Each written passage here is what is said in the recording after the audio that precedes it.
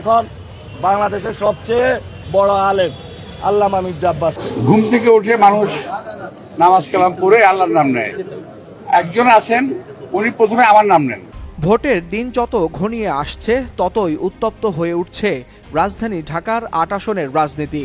একদিকে বিএনপির প্রার্থী ও অভিজ্ঞ নেতা মির্জা আব্বাস, অন্যদিকে জাতীয় নাগরিক পার্টির তরুণ প্রার্থী নাসিরউদ্দিন পাটোয়ারি। এই দুই প্রার্থীর মুখোমুখি অবস্থানে ঢাকার রাজনীতিতে এখন রীতিমতো বাকযুদ্ধের আবহ তৈরি হয়েছে।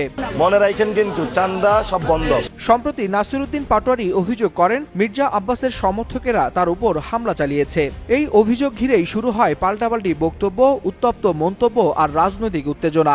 শনিবার নির্বাচনী প্রচারণায় নেমে নাসিরউদ্দিন পাটোয়ারি বলেন, যেমন পাবেলো এসকোবার ছিলেন একজন কার্টেল কিং, তেমনি ঢাকা ৮ আসনেও একজন রয়েছেন যিনি ফজরের নামাজ পড়ে বিসমিল্লাহ বলে চাঁদাবাজি শুরু করেন। এই মন্তব্য ঘিরে রাজনৈতিক অঙ্গনে শুরু হয়েছে তীব্র প্রতিক্রিয়া।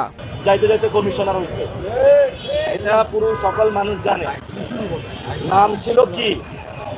আব্বাস উদ্দিন, হয়ে গেছে মির্জা আব্বাস। আমরা আগে শুনতাম তাহলে আব্বাস উদ্দিন ওরফে মির্জা আব্বাস। রাজনীতির মাঠে অনেকটা ধূমকেতুর মতো আবির্ভাব নাসিরউদ্দিন পাটোয়ারির। বিএনপির বাঘা নেতা মির্জা আব্বাসের বিরুদ্ধে এক চুলো ছাড় না দিয়ে আক্রমণাত্মক ভাষায় তাকে মাফিয়া আখ্যা দিচ্ছেন তিনি। ভোটারদের দিচ্ছেন চাঁদাবাজি বন্ধের প্রতিশ্রুতি। তবে এসব বক্তব্যের জের ধরেই তাকে বারবার তোপের মুখে পড়তে হচ্ছে বলে অভিযোগ উঠেছে। আমরা একটা ভয়ঙ্কর এখানে ঢাকা ৮ আসনের দানবের সাথে লড়াই করছি। এই দানব এখানে সন্ত্রাসী, চাঁদাবাজি, দুর্নীতির যে সিস্টেমগুলো রয়েছে এগুলোর পাহারাদার হিসাবে রয়েছে। ডিম ও ময়লা পানি নিক্ষেপ, অবরুদ্ধ করে স্লোগান, ব্যক্তিগত প্রশ্নে জর্জরিত করার ঘটনাও ঘটেছে একাধিকবার। শান্তিনগর এলাকায় সবশেষ ডিম নিক্ষেপের ঘটনাও আলোচনায় আসে। অন্যদিকে এসব ঘটনাকে উড়িয়ে দিয়ে মির্জা আব্বাস বলেন, তাকে উদ্দেশ্য প্রণোদিতভাবে উস্কানি দেওয়া হচ্ছে। বাবা, তোমাদের বয়স এখনো হয়নি ওরকম।